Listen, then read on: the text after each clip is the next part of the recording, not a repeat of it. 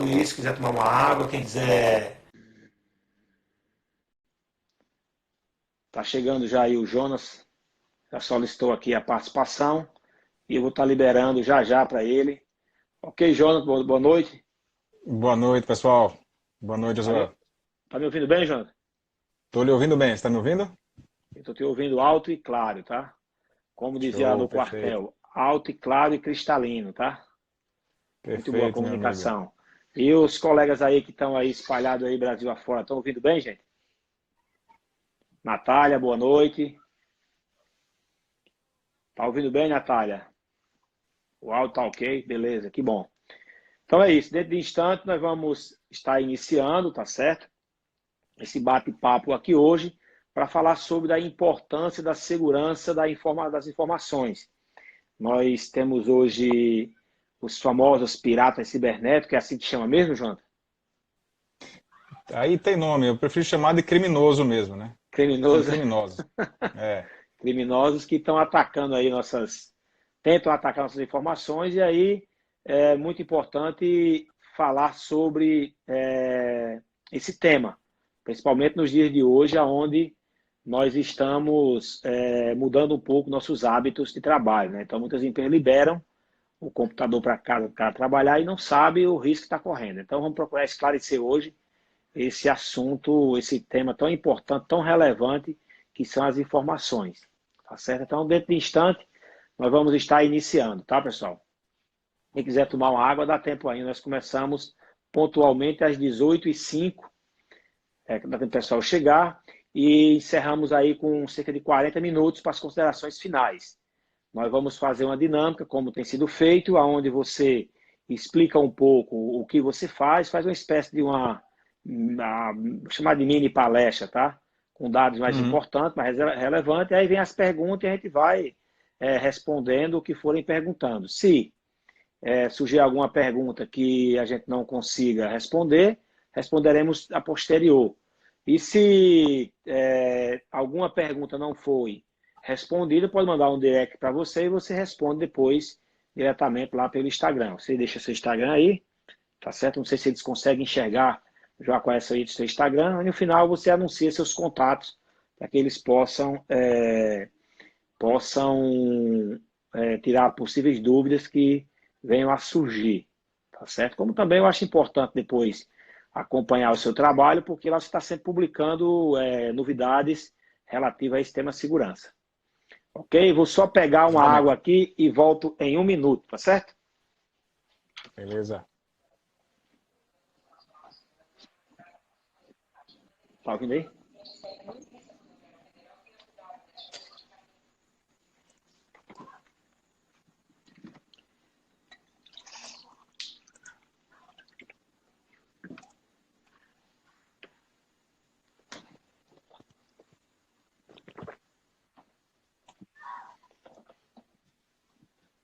Pronto, pessoal, já estou de volta aqui já, tá?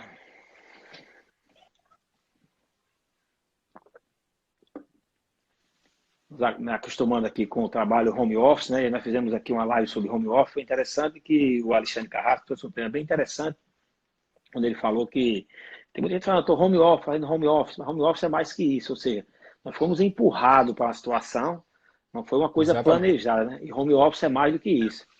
E hoje Isso. foi engraçado, Nós passamos a trabalhar de forma remota. Nós não estamos fazendo de fato um home office. Isso é verdade. home office é algo mais planejado, né? Quando foi hoje, eu Isso. fiz uma, fiz uma reunião com o Rogério, né? Que é o tesoureiro do PPQ, e ele tá todo, inclusive de crachá, né? Tá certo? E eu tava barbudo, filho, a barba tá pra falar com você, tá? E eu disse, caramba, eles, não, rapaz, eu estou em casa, mas eu estou levando muito a sério isso aqui, tá? Eu digo, eu vou ter que me organizar para isso também, porque ele estava muito delargado ainda, sabe? Tava com um consumo Algumas muito pessoas grande de. falam que você precisa realmente entrar no espírito de trabalho 100%, né? Montar o seu ambiente de trabalho faz parte também do processo de home office. Não adianta só você chegar lá, sentar, de cueca, de pijama e começar a trabalhar, né? O ritual do trabalho ele é importante também. Exatamente, para você ter aquela sensação que você não vai misturar muito o que é. o seu dia a dia em casa com o seu trabalho, né? Exatamente. Mas é isso, acho que nós estamos aprendendo esse novo momento, né? Todo mundo está buscando entrar nesse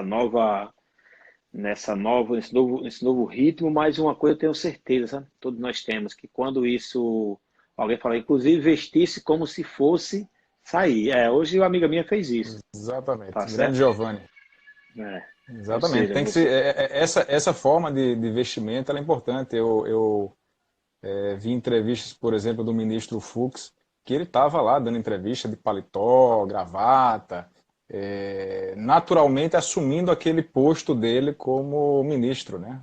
Num trabalho remoto. É, é bem interessante isso, é bem interessante porque como nós vamos, com certeza quando isso passar, e vai passar, só espero que seja rápido, muitas coisas vão ficar, né? Então, muitos aprendizados de agora vão se perpetuar. Ou seja, eu não sei vocês, mas eu estou me sentindo muito mais produtivo no dia a dia, assim, nessa situação de home office, né? Mesmo que seja empurrado, do que antes. E até estava comentando também na outra live o seguinte: comparei um pouco com o trabalho do síndico. Eu tenho feito alguns trabalhos com Uhum. síndico e ouvi um dizer o seguinte: você não estudou para ser síndico. Você vai administrar uma empresa que tem recrutamento, seleção, contas a pagar, contas a receber, social, admissão, demissão, férias, 13º, e o cliente é o dono. Então, ser síndico é isso, né? E Isso. responde, inclusive, civil e criminalmente com seus bens. Tá certo? Ou seja, você tem todo um arcabouço aí que. E ele disse: você acorda, vai dormir e acorda síndico muitas vezes.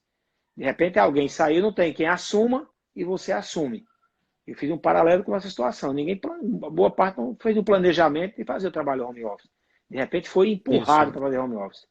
Entendeu? Eu não tenho um dado estatístico, mas eu posso dizer que a grande maioria das empresas elas nunca tiveram nenhum tipo de trabalho em home office, né? Uhum. Bom, são 18h04, praticamente 18h05. Vamos iniciar nossos trabalhos aqui hoje, tá? Nosso objetivo aqui hoje é debater um pouco. Boa noite a todos novamente, aqueles que chegaram agora. Nosso objetivo aqui hoje é bater um papo sobre segurança das informações. Nós falamos muito que estamos na era da informação, vivemos a era da informação, tem todo esse discurso hoje em dia. Mas, afinal de contas, quais são as informações que nós lidamos, que nós trafegamos no dia a dia? Como podemos protegê-las? Tá certo? Como é que nós podemos estar seguro, tá? Com essas informações. O Jonathan, eu conheço ele aí já há um certo tempo, fizemos MBA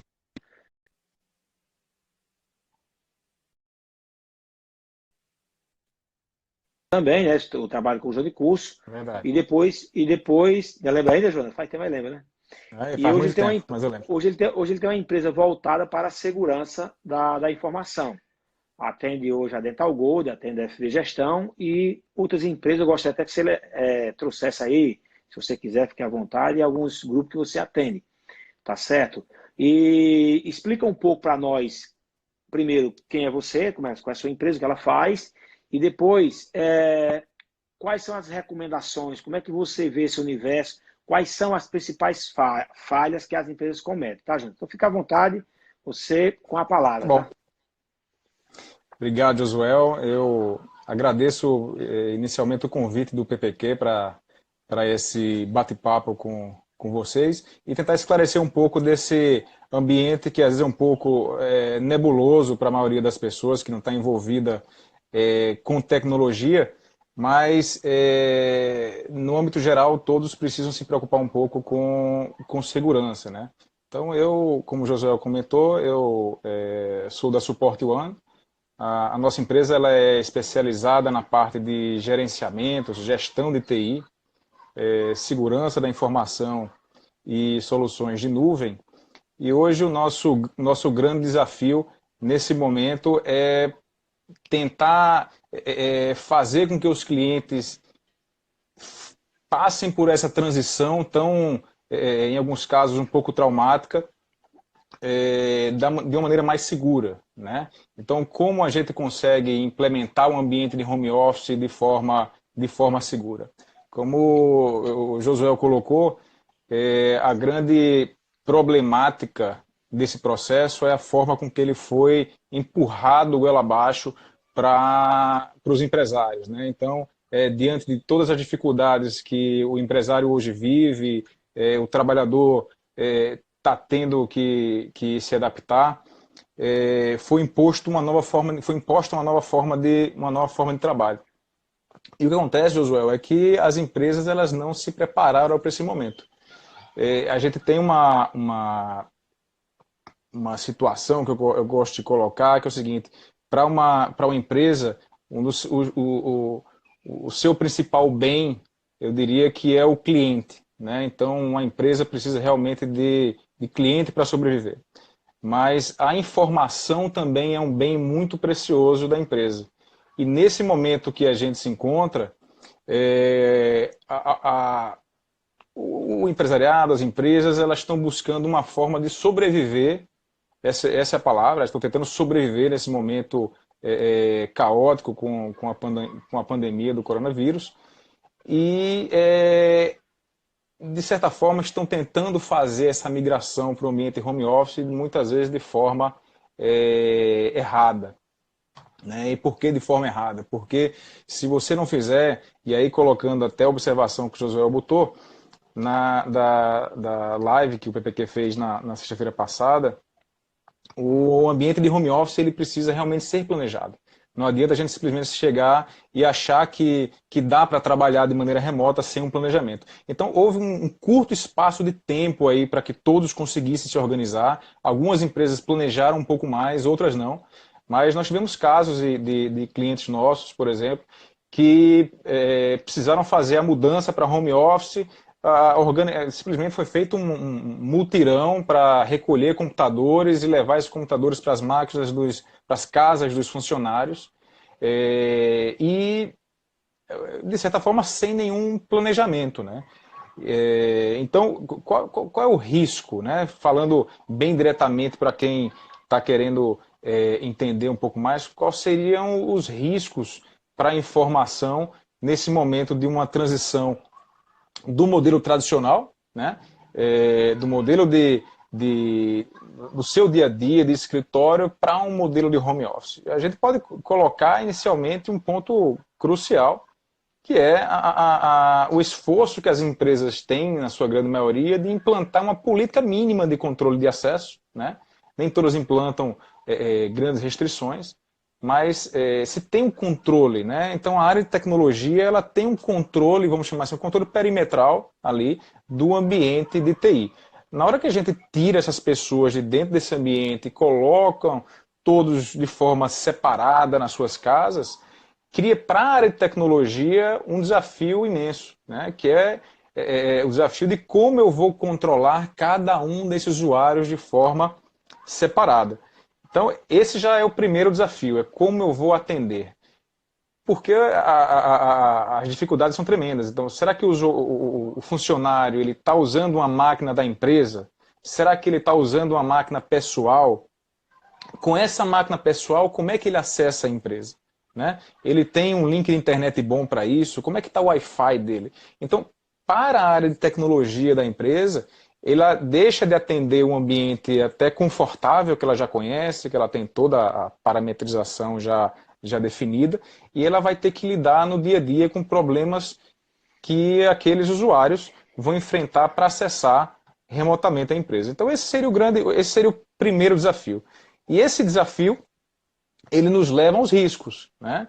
Então, se a gente citar aqui, por exemplo, se uma empresa determina que todos os seus computadores precisam estar atualizados, né?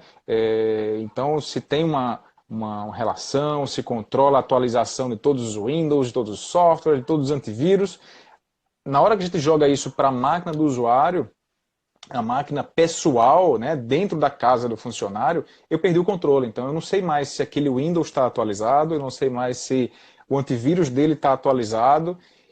e eu estou querendo que ele acesse a rede da minha empresa. Então, tudo que eu planejei, tudo que a empresa pensou para proteger a informação, ela começa a ruir aos poucos. E a verdade, como eu coloquei no início, é que hoje as empresas estão preocupadas em trabalhar. Então, existe aquela vontade de precisamos trabalhar remotamente. E estão esquecendo desse lado mais voltado para a segurança. Então, por exemplo, é extremamente relevante que você faça uma avaliação e uma orientação, e aí vem uma dica importante, é que você consiga orientar os funcionários, os seus funcionários ou a sua equipe, sobre cuidados básicos que elas devem ter na hora de trabalhar remoto. Então, troca de senha de Wi-Fi, por exemplo, né? Ou seja, o Wi-Fi da sua casa, ele tem uma senha segura ou essa senha não é uma senha qualquer, né? Então, trocar a senha do Wi-Fi é importante porque, sei lá, o seu vizinho tem a sua senha e você vai estar lá com os dados corporativos da empresa no seu computador, dentro de casa, e pode ser que alguém de fora consiga acessar essa informação. Tem que trocar senha de Wi-Fi, solicitar que os funcionários atualizem seus sistemas operacionais, verificar se o antivírus das pessoas eles estão atualizados. Então, se a gente for listar aqui cada um dos itens, existe uma série de brechas, né? Mas a principal consequência dessa liberdade total de acesso à informação da empresa. E quando a gente fala de informação, para ser mais óbvio, eu estou falando de sistemas, né, arquivos, documentos, planilhas, que são necessários para que os profissionais possam trabalhar em casa. Eu vou dar um exemplo de clientes nossos de uma área específica, por exemplo, de advocacia, né? Então, escritórios de advocacia produzem peças que são na maioria dos casos, confidenciais, né? A gente tem cliente, por exemplo, que tem estruturas que são totalmente fechadas, com controle de acesso por crachá, sala vigiada por câmera, para evitar o vazamento de informação dentro da empresa. E o que acontece com essa informação agora que eu tenho que fazer uma atividade remota, né? Então, aquelas peças jurídicas, por exemplo, elas passam a ficar vulneráveis, né? Como eu compartilho essa informação com os funcionários? E isso tem sido um desafio para essas empresas de repensar o seu modelo até de trabalho, né? E essa forma de pensar diferente é que concordo com o que o Josué colocou, nós vamos, com certeza, após esse período aí de pandemia, vamos passar por isso, tenho certeza, as empresas elas vão mudar o seu comportamento de trabalho, não tenho dúvida. A quantidade de pessoas que passarão a trabalhar em ambiente remoto vai aumentar muito. Mas eu espero que nesse próximo passo as empresas possam se preocupar um pouco mais com o controle, né? O controle que é necessário para evitar, por exemplo, vamos supor que um usuário ele lá acesse e coloque um pendrive no seu computador e esse pendrive está infectado. Consequentemente, ele vai infectar os arquivos da empresa e pode ser que infecte também a própria rede da empresa, né? Então, esse cuidado que já existe com empresas de grande porte, ele vai passar a existir para as empresas de pequeno e médio porte. As empresas de grande porte elas já fazem isso, elas já controlam muito bem esses acessos remotos. Ô, Jonathan, só para os nossos colegas que estão assistindo entender melhor o seguinte, tá? Nós temos dois riscos que você falou, né? Ou seja, um que é do cara colocar um pendrive e infectar o computador dele e, por consequência, toda a rede. Então, eu posso, não sei se a palavra certa, posso chamar de algo mais corporativo, mais dentro da equipe. E nós temos também os ataques que vêm de fora, que são lá os piratas, que você chamou de criminosos, tá? Então, esse colocar o pendrive, ele é mais comum, porque no dia a dia nós vimos isso. Mas esse ataque que vem de maneira organizada e muito bem estruturada, e eu posso dar aqui um depoimento de duas situações que eu já passei.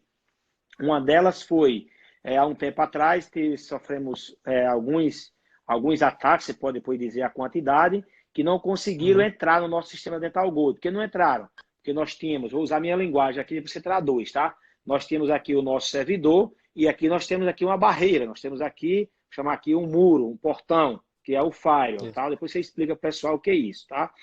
E tem um exemplo que aconteceu, que eu fechei uma unidade no Tambiá, mas deixei um telefone no Tambiá funcionando. Como o telefone, ele roda telefone IP, né? Eles conseguiram entrar pelo Shopping Tambiá, pela central que eu tinha lá, um telefone, mas só chegaram até a central telefônica. Então, é esse tipo de ataque que eu acho que hoje, tá certo? Claro, todo ataque é perigoso, né? O estrago que ele vai causar, né? Mas eu acho que esse aqui, desses criminosos, desses piratas mundiais aí, que às vezes o cara tá lá na Índia, o cara tá na China, o cara tá no Japão, o cara tá na Austrália, enfim, e ele faz esse ataque, pega seus dados, criptografa e depois pede os bitcoins para liberar, eu acho que esse é menos conhecido pela grande maioria. Eu queria que você falasse sobre esses dois pontos, as duas situações. Tá. É muito importante colocar que isso que eu estou colocando, de colocar um pendrive, né, seria aquele ataque sem querer, né, que é ocasionado por uma pessoa interna. Mas existe uma premissa em segurança que é bem conhecida, que ela diz o seguinte, que segurança, em qualquer aspecto, a segurança representa em quem você confia. Né? Então, nesse exato momento, as empresas estão confiando nos seus funcionários para que eles possam acessar seus dados de casa.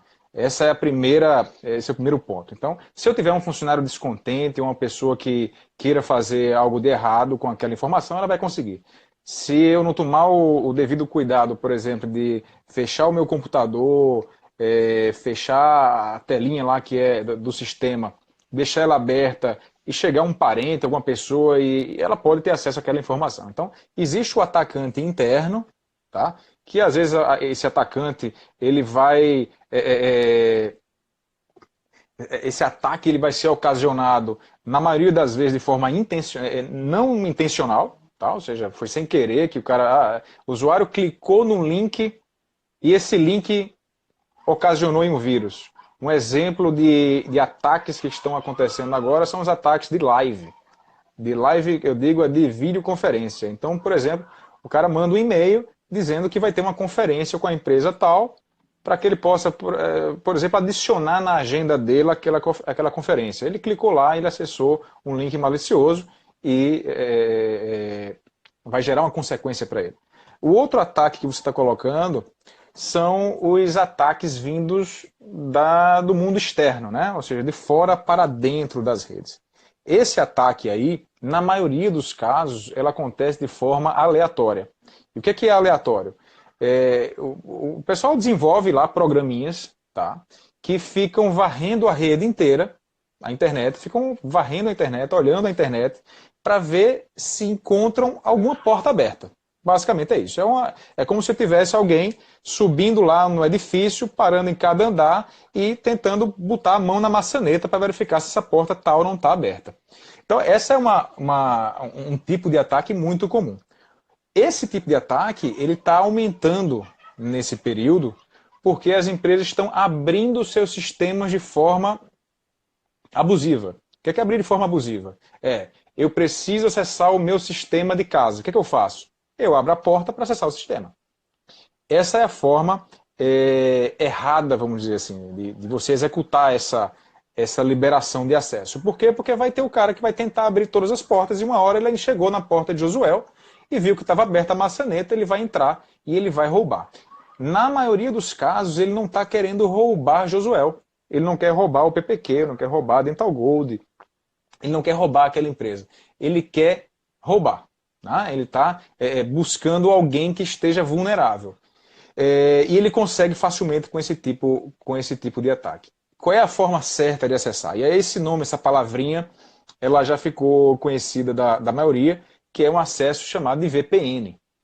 O acesso VPN é o acesso privado e seguro.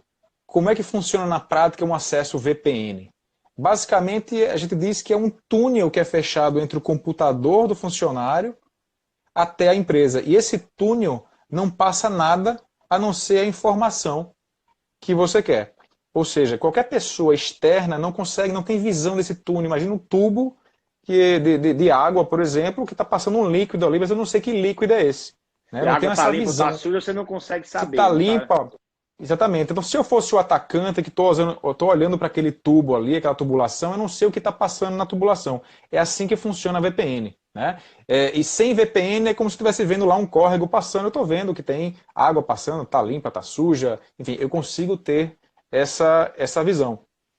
Então, a forma certa de acessar os dados do escritório, dos escritórios ou dos sistemas, é usando uma VPN. Porque aí eu restringo. Mas, por exemplo, se você não tem uma VPN, tá? Eu não consigo fazer uma VPN. Mas, como você colocou, quem faz a VPN, né? Quem controla a VPN é um equipamento ou um software chamado de firewall. O firewall, como você bem colocou, é uma barreira, uma porta corta-fogo, né? É uma porta que impede a entrada e só permite a entrada de quem for autorizado. Se você não tem VPN, você pode implementar umas outras estratégias, mas aí é preciso que o seu firewall suporte isso. Que tipo de estratégia é essa? Algumas empresas adotam estratégias de geolocalização.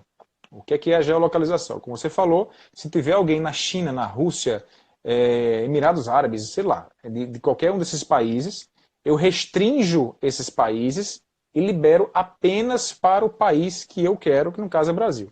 Mas Então, com isso, se o ataque vier dentro do Brasil, você não consegue prever. Eu não consigo prever. Então, eu elimino quem está distante, mas se o ataque vier de BR aqui, você não vai conseguir.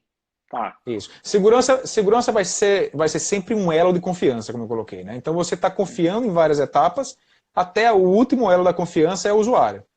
Então você pode confiar em tudo, ter sistemas maravilhosos, mas se o usuário no final da ponta ele não fizer o trabalho dele, você vai ser atacado e como já foi colocado aqui, pode ter seus dados criptografados, que aí é o que esses caras estão buscando hoje, é o ataque para criptografar a sua informação. Quando essa informação é criptografada, ou seja, ela é embaralhada, você não consegue mais abrir essa informação de forma alguma, ele pede um resgate e esse resgate em Bitcoin. A pergunta da Jéssica Cristina, é exatamente essa aqui. Ó. E quando uma empresa recebe e-mails estranhos dizendo que os dados foram sequestrados, como proceder?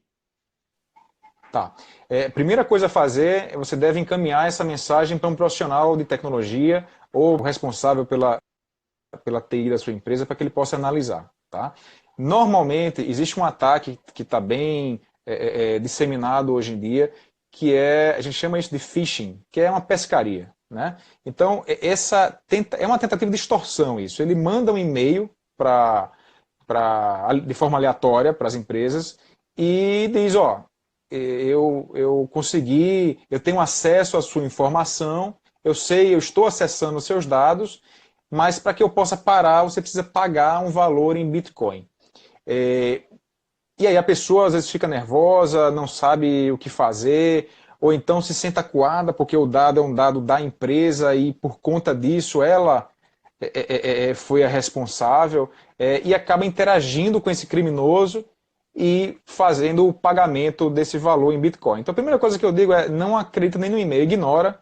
Você só pode acreditar nisso se a pessoa realmente mandar um e-mail para você com um arquivo lá, comprovando que ele, vamos dizer assim, que ele hackeou, que ele conseguiu algum tipo de acesso. Se for um simples e-mail falando sobre esse fato, ignora, manda para um especialista, mas na maioria dos casos isso é só uma tentativa de extorsão. Ok, deixa eu ver se tem mais alguma pergunta aqui. Enquanto você as perguntas, eu vou fazer uma pergunta a você. Você vai liberar o seu computador para seu colaborador trabalhar em casa. Então, na hora que eu digo assim, libera e abre a porta, é como se eu estivesse deixando aberto para, como você falou, como fosse um código. Qualquer pessoa que tenha um pouco de experiência nessa área poderá enxergar o que está acontecendo, está passando ali. Tá?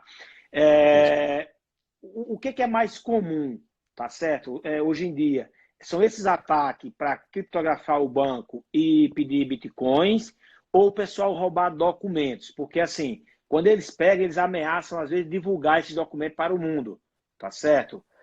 Às vezes é blefe, como você falou, tá certo? Isso. Então, quando você recebe esse tipo de informação, em que momento deve procurar a polícia, prestar alguma queixa, ou isso, como é que está sendo tratado isso? Você tem informação sobre essa parte, Olha, Jonathan? olha, Joel, como você colocou, né? Boa parte desses ataques, eles são voltados para criptografia e extorsão, tá? Esse é o grande objetivo. O arquivo que ele criptografou, se é um documento, se é uma imagem, ele não vai num documento específico, tá? Ele simplesmente acessa o seu servidor, por exemplo, executa um programa que vai criptografar todo o HD e ele pede lá um valor em Bitcoin, né, para pedir resgate. Então, se eu for colocar aqui, 99% dos casos não são voltados para assim, um ataque direcionado, né? Eu estou tentando hackear a empresa X. Então, na maioria dos casos, esse não é o objetivo. O objetivo é buscar alguém vulnerável e Ou pedir seja, um dinheiro em resgate. não é um ataque humano, é um ataque de um robozinho que vai lá e pega qualquer um que esteja aberto, é isso?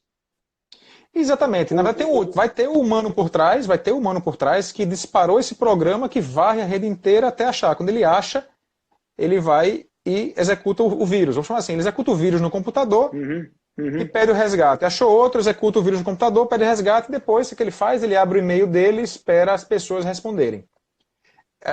Muitas pessoas respondem, né, esses e-mails e passam a negociar.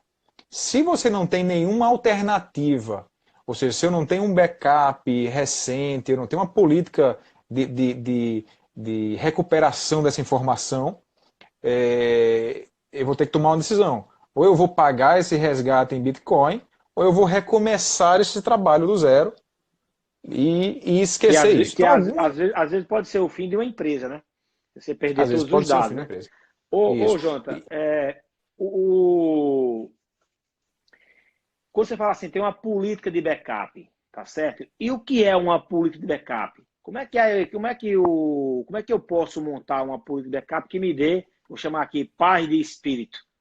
Como é que Tá. funciona a boa política de backup? Então, essa pergunta é boa, porque as empresas elas acabam criando certos nichos de segurança ou políticas aleatórias de segurança. Mas o que é uma política de backup? Como o nome diz, ela é uma política, ela é uma definição de um conjunto de regras, tá?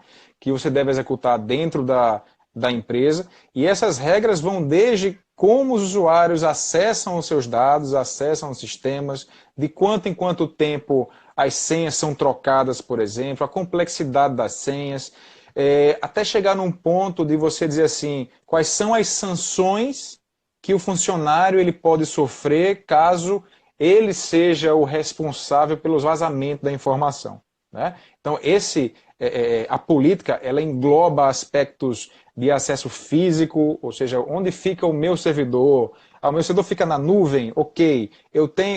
Como é que esse provedor de nuvem ele garante a segurança à minha informação? Ele tem lá as normas, os padrões de segurança? Tem. Não, esse servidor fica dentro da minha empresa. Né? Ok, ele fica aonde? Numa sala específica, tem um controle de acesso para isso aí, ou ele fica debaixo da sua mesa e qualquer um pode chutar lá e desligar o servidor ou perder esse acesso. Então, uma política de segurança, ela vai abranger todo o controle da informação e vai elencar quem são as pessoas, né, os atores desse processo. É um documento vamos dizer assim, sério, né, que deve ser adotado, e as pessoas normalmente elas assinam a política da empresa. Né? Assim como você tem lá uma política de ética, você também deve ter na empresa uma política, pelo menos básica, para segurança. Como o usuário acessa a internet, por exemplo, que é uma dúvida frequente. Eu posso acessar pornografia durante o horário de trabalho? Isso é uma coisa óbvio que não. interessante também, viu? Esse é bem um assunto, você tocou nesse assunto aí. Existem duas coisas. Uma, a proteção de meus dados, como é que eu protejo meus dados, e outra é como eu faço o gerenciamento dos acessos. Quando você tem uma boa política de segurança ou um bom controle de acesso, você tem normas, eu digo falando aqui porque isso aqui eu tenho na empresa, se você explicar para os nossos ouvintes aí, para os nossos que estão nos assistindo, tá certo? Ou seja, o que eu permito que cada colaborador possa acessar? Para vocês terem uma ideia, quando nós implantamos essa regra na empresa, né? Eu me lembro que eu pedi para o Janto na época, vamos no primeiro mês, vamos monitorar sem dizer a ninguém que a gente está monitorando, para a gente ver o quanto a gente tinha. A gente passava horas e horas em site que não tinha nada a ver com a operação da empresa, inclusive site de pornografia. Tá certo? Na época tinha a Playboy, tinha esse site mais... Enfim, e nós percebemos assim, o quanto de produtividade se perdia com acesso a sites que não tem nada a ver com a atividade fim nossa, com a nossa operação. Então, hoje nós temos um controle aonde nós dizemos o que cada máquina pode acessar, tá certo? Para que ele possa acessar só aqui. E aí nós liberamos de acordo com a necessidade. Por exemplo, temos um colaborador que ele precisa pesquisar em determinados sites, fazer compra. Nós liberamos para ele. Temos outros que não precisa, que ele não precisa acessar, porque aí você restringe ao trabalho mais focado naquilo que, abre aspas, ele foi contratado para fazer. Jonathan, me tira uma dúvida aí. Esse risco, ele pode ser também pelos dispositivos móveis, correto? Fala um pouco sobre os dispositivos móveis. Você chega assim, me dá a senha da tua empresa. Qual é o Wi-Fi? Qual é a senha do Wi-Fi? Isso é muito comum você ouvir isso. Né? Algumas empresas aqui não é liberado. Outras já liberam para o seu Wi-Fi. Qual é o risco de você liberar a senha do Wi-Fi para todos os usuários, todos os clientes? E como deve ser feito isso? Colocando aí um pouco antes do teu comentário em relação ao controle de acessos, a gente sempre coloca o seguinte: o controle de acesso a sites, o controle de acesso a aplicações, hoje se fala muito mais de aplicação do que de site, então o controle de acesso a aplicações ela é necessária, dependendo da política que a empresa decide adotar, por um conceito básico também de segurança, que é quanto menos acesso você der, menos exposto você vai estar. Então, esse já é um princípio. As empresas elas não fazem bloqueios de acesso para restringir a liberdade do profissional. Normalmente, o foco é aumento de produtividade. A gente tem um estudo dentro da Support One que mostra que 70% dos acessos dos funcionários, aí colocando nesse período que a gente coloca sem controle, né? Faz a medição, mas sem nenhum tipo de controle, 70% dos acessos são a conteúdos que não interessam à empresa. Então, YouTube, Instagram, Twitter, Facebook são recordistas, né? A parte de streaming ela é recordista de acesso. Por exemplo, alguns profissionais chegam a ligar o YouTube, minimizam o YouTube e ficam só escutando música no YouTube e consumindo recursos da empresa. Mas eu geralmente coloco o seguinte, que o controle de acesso, esse é um ponto, né? Controlar acesso para melhorar a produtividade. Mas pensando no aspecto de segurança, fazer controle de acesso é extremamente importante porque vários sites maliciosos são controlados pelo firewall, né? Então o firewall ele controla, ele sabe o que é malicioso, o que não é malicioso. Hoje a internet ela é praticamente toda catalogada, né? Então as empresas, os firewalls, vamos dizer assim, têm mecanismos para saber, por exemplo, uma pontuação, vamos supor uma pontuação de 0 a 10 e saber se aquele site ele tem algum risco potencial de ter algo malicioso. Então você aplicar esse tipo de política, ela é realmente necessária, tá? A tua outra pergunta foi sobre a questão do Wi-Fi, por exemplo, os acessos de Wi-Fi. Então, você deve restringir sim o Wi-Fi na empresa, principalmente essa questão do dispositivo móvel. Então, o dispositivo móvel aí a gente coloca tanto o notebook quanto um aparelho de celular. Então, se na empresa você tem um acesso, se não possui um acesso, uma rede de convidados, né? Se eu não tenho como segmentar a rede sem fio da minha empresa para ter um acesso de convidados, o que é um acesso de convidados? É uma rede para acesso à internet que não influencia na rede corporativa. Então, se eu não tenho isso, o ideal é bloquear. Não tem outra saída. Por quê? Porque o vizinho ele vai em algum momento descobrir a tua senha. Porque alguém passou, né? Então a gente falou que segurança é confiança. Se um funcionário passou a senha para o vizinho vai acessar e ele vai estar lá dentro da sua rede. E aí, trazendo para o nosso cenário de hoje, que é nosso ambiente de home office, é a mesma preocupação. O funcionário ele deve ser orientado a trocar a senha de Wi-Fi para tentar prevenir aí que alguém consiga acessar o seu dado Jonathan, usando o seu Wi-Fi. Tem uma pergunta do Ciro aqui, mas antes de você responder ela, tá aí. Quando os arquivos são criptografados, se recupera? Antes de responder, deixa eu fazer uma pergunta em relação ao assunto anterior, tá? Lá na Dental Gold, eu uso uma VPN, tá certo? Você que fez sabe muito bem como é que funciona. Mas ele está usando a internet da casa dele, tá certo? Isso. Como é que nós protegemos os dados? O fato dele acessar a internet dele traz alguma vulnerabilidade? Porque se eu dou minha senha da empresa para uma pessoa estranha, tem risco, como você falou. E hoje que ele está usando na casa dele, eu estou com 50 pessoas usando nas suas residências. Algumas empresas com milhares de pessoas. Como é que é esse controle? Lá o Firewall consegue bloquear ou tem que ter algum cuidado a mais? Então, o acesso, o controle para que um agente da internet não interfira na comunicação é o uso da VPN. Tá? Então, usando a VPN, na prática eu entrego uma chave para o funcionário e tem a maçaneta lá na empresa. Então, esse usuário ele vai lá, se tiver a chave certa, ele consegue entrar na empresa. Então, o acesso ele é seguro usando esse princípio. Agora, a preocupação com cada um dos funcionários que está em casa, ela vai entrar nesse perímetro doméstico, que aí os computadores que estão lá usando a mesma rede sem fio que o colaborador está usando, né? O computador, como a gente já falou, o computador dele está atualizado, se não está atualizado. Essas são as medidas básicas que você deve se preocupar. Existem alguns firewalls, tá? Algumas tecnologias hoje, que eles inserem alguma série de requisitos para evitar que o colaborador externo ele acesse a rede corporativa. Eu vou dar um exemplo. Eu mesmo com VPN, o firewall vai checar, por exemplo, se o meu antivírus está atualizado, se o meu Windows está atualizado. Então, se eu definir lá uma série de itens para que ele fique compliance com essa regra da empresa, se você não estiver compliance com essas regras, mesmo de posse da chave, mesmo de posse da VPN, normal, você não vai conseguir entrar. Então, existem várias camadas que podem ser implementadas para garantir esse acesso mais seguro. Indo para a resposta lá A pergunta do Ciro. Ciro. E quando os arquivos são criptografados, se recupera?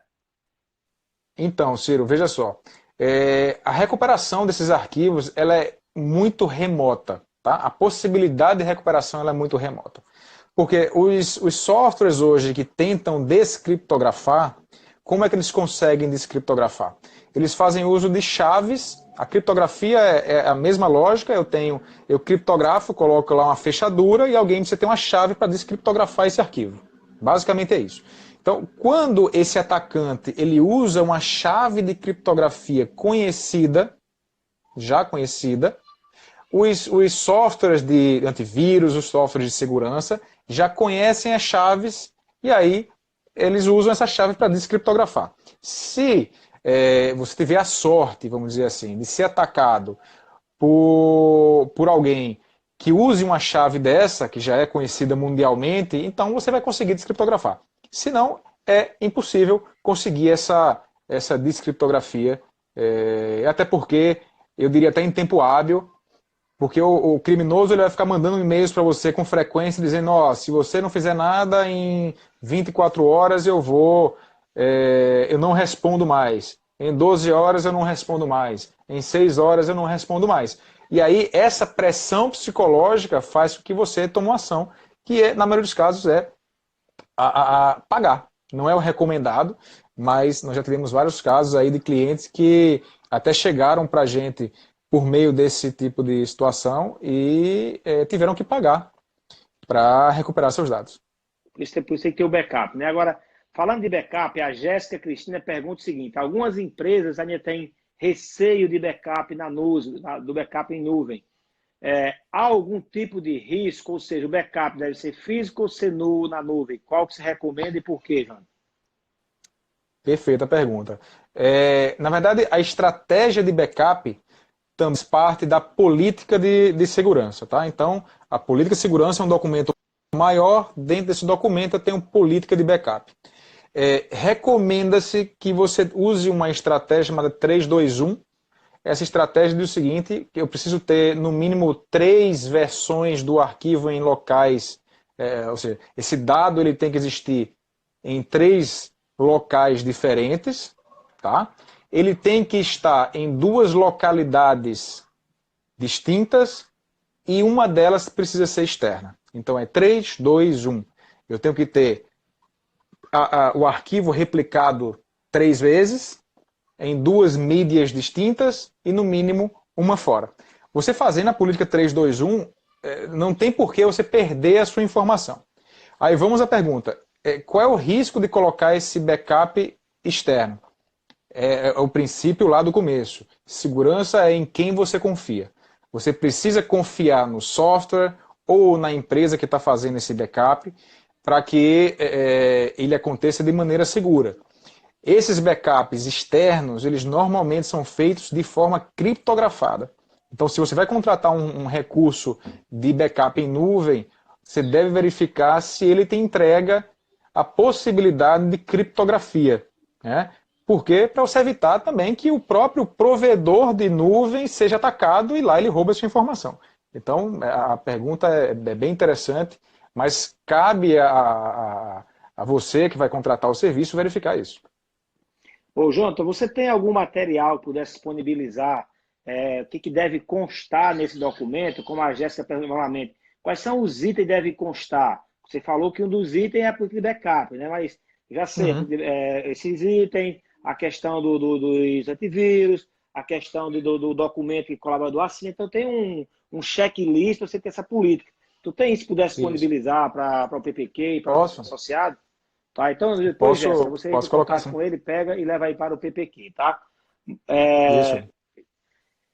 Pode solicitar, Jéssica, a gente manda para você. Conta aí, por favor, para a gente, assim, eu contei para você dois casos distintos aí de ataque que nós sofremos, né? Um foi esse aliás, contei só um, foi do Shopping Cambiar, e o outro nós tivemos outra época que sofremos aí simultaneamente ataques vindo na época parece que era da Austrália e da China, se você está vendo isso aí.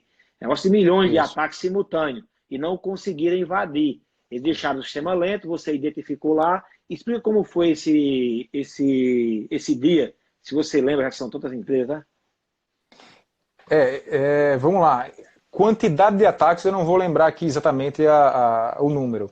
Mas se você implantar, e aí eu coloco, se você colocar na sua empresa um mecanismo que consiga identificar essas tentativas de invasão, então existe um software que faz isso, chamado de IPS-IDS, ele detecta a invasão e previne contra a invasão, ele conta lá a quantidade e ele toma uma ação em cima dessa tentativa. E são milhares. Eu às vezes brinco que é como se a gente vivesse num mundo meio Walking Dead, né? Para quem assistiu a série vai entender. Tá cheio de zumbi lá fora e você tenta se proteger dentro da sua localidade ali, mas os caras estão tentando de toda forma invadir você. O que acontece hoje é que os empresários, as empresas, elas não têm essa visão. E por não ter essa visão, a gente não sabe o que está acontecendo. Né? É como se eu estivesse por trás do muro lá, mas eu não estou vendo quem está tentando me invadir. Nessa ocasião que aconteceu com você, foi explorada uma vulnerabilidade em que a telefonia estava aberta para o mundo externo. Né? Então existia necessidade, provavelmente na época, de um softphone que precisa se comunicar. Isso também. Enfim, né? Então o softphone precisa funcionar externamente. Então, para isso ficou aberto para o mundo. Então o atacante ele explora essa vulnerabilidade e muitas vezes acha uma falha na própria aplicação. Né? Então não adianta simplesmente a porta estar aberta. É preciso saber como abrir. Então ele acha uma vulnerabilidade na aplicação e tenta explorar. E ataques a ambientes de telefonia são muito comuns, tá? Tanto telefonia, ambientes O que se mais tem hoje, por exemplo, são as pessoas que... eu preciso acessar as câmeras da minha empresa. Existem sites na internet que mostram as câmeras de locais que têm senhas abertas, por exemplo. Então, você entra nesse site e nesse site eu consigo ver as câmeras da empresa tal, as câmeras do apartamento da pessoa tal. Então, o nível chega nesse Sério, tipo cara? chega nesse tipo de absurdo. É um Você Big tem Brother. e você não sabe. É uma exposição privada. É uma exposição, porque você está confiando, você contratou um equipamento, vamos supor, uma Intelbras. Eu não estou falando que Intelbras é ruim ou é bom, tá? Estou colocando um exemplo. Você contratou lá as câmeras da Intelbras. E aquelas câmeras da Intelbras hoje possuem um sistema de conexão com a nuvem, né? Então as próprias câmeras se conectam com esse ambiente de nuvem. E aí você criou uma senha fácil lá. Sei lá, eu botei lá o número do meu apartamento e a senha foi 1234. Né? Sei lá o que foi que você botou. E aí esses sistemas eles ficam fazendo um ataque, que é chama de ataque de força bruta. O ataque de força bruta simplesmente é pegar um dicionário de palavras e tentar insistir até achar uma senha. E quando acha, essas pessoas elas compartilham isso, né? Compartilham esses acessos, e as pessoas ficam com acesso às suas câmeras. Aí você pergunta, para que alguém gostaria de ter acesso à câmera da minha casa? Para extorquir dinheiro. Né? Então, se ele tiver acesso à câmera da sua casa e, por exemplo, tirar uma foto sua em roupa íntima, ou então num momento íntimo com sua esposa, ou o que for, ele pode chegar e tentar extorquir dinheiro de você. Então, esse submundo aí, ele é bem cruel. Então, reforça aquelas questões básicas. Mudar constantemente as senhas, alterar, colocar senhas fortes, né? Então nunca usar senha fraca, misturar caracteres com maiúsculo, minúsculo, etc. Jonathan, bem rapidinho, nós temos mais 5 minutos só para encerrar, tá certo? Que o Instagram ele corta automaticamente com 1 hora de transmissão e nós começamos a passar 5 minutos, então temos mais pouco mais aí temos 6 minutos. Eu queria 2 coisas, tá? Primeiro fala rapidamente aí quais são as preocupações? A gente tem esse bichinho aqui, tá? Ou seja, você tem foto, tem conversa, o que você tem aqui, o quanto estão invadindo, se você tem algum histórico, tá certo? E na sequência, a gente faz a despedida e pergunta, vocês deixa seu Instagram, o pessoal faz direto no direct, tá? Vamos lá. Quais são os cuidados que tem que ter agora para chamar pessoa física, CPF? Pensando no corporativo, tá? Pensando em mobile, no corporativo, existem soluções para gerenciamento dos dispositivos móveis dos funcionários. E aí o que é isso? As empresas elas dão celulares e smartphones para as pessoas e as pessoas passam a tratar esse aparelho como um aparelho pessoal. Né? É normal que você tenha lá fotos pessoais, vídeos pessoais, ele usa o Instagram dele, tudo, mas ele só faz ligações, a empresa paga a conta da internet e a conta da ligação. Então existem hoje ferramentas para controlar que aplicativos são instalados, meio que um controle de família que você tem aí com o Google, Você por oferece serviço? Nós temos também esse tipo de... Temos quero esse tipo de conhecer, solução. manda amanhã uma proposta amanhã, tá? Se eu não conhecia, Tá não. bom, Vamos lá, beleza. pode seguir. Tá? Então, essa é uma forma. Para o usuário pessoal, tá? Instalar, às vezes, existem antivírus gratuitos aí para celular, mas pouquíssima gente utiliza. Eu costumo usar a seguinte estratégia.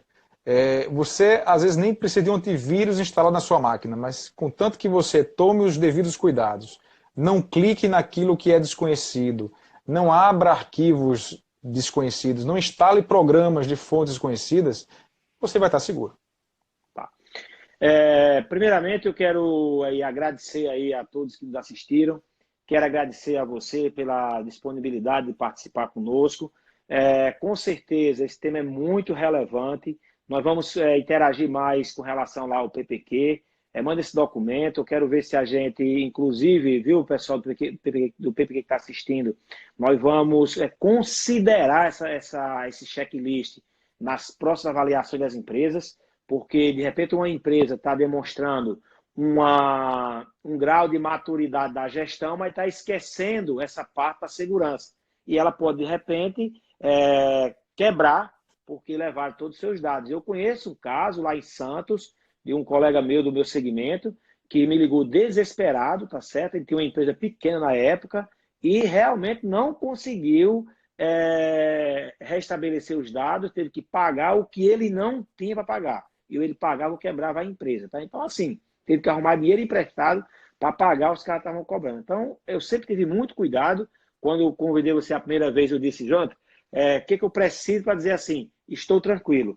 E até hoje, faz o que? Eu acho que uns 5 a 6 anos, e graças a Deus até aqui, já tentaram, mas não conseguiram causar nenhum dano. E eu tenho realmente essa preocupação em manter os dados em vários cantos. Então, é um tema muito relevante e pouco discutido, pouco conversado. Literalmente, é um ambiente que o brasileiro só fecha a porta depois que está roubado, tá certo? Então, mas vamos implantar isso no PPQ a partir de agora. Deixa o teu Instagram aí, se despede, que nós temos 2 minutos para o Instagram encerrar, tá? Beleza, agradeço novamente aí ao PPQ pelo convite. O nosso Instagram é o @suporte.one, né? Então lá vocês vão encontrar dicas sobre segurança e um pouco mais sobre o que a gente realiza, né? E como o Josué falou, é importante que as empresas tomem conhecimento desse momento, né, que a gente está vivendo e passe a se preocupar um pouco mais com essa questão tão importante que é a informação da empresa, esse bem tão valioso que sem ele realmente as empresas não conseguem existir.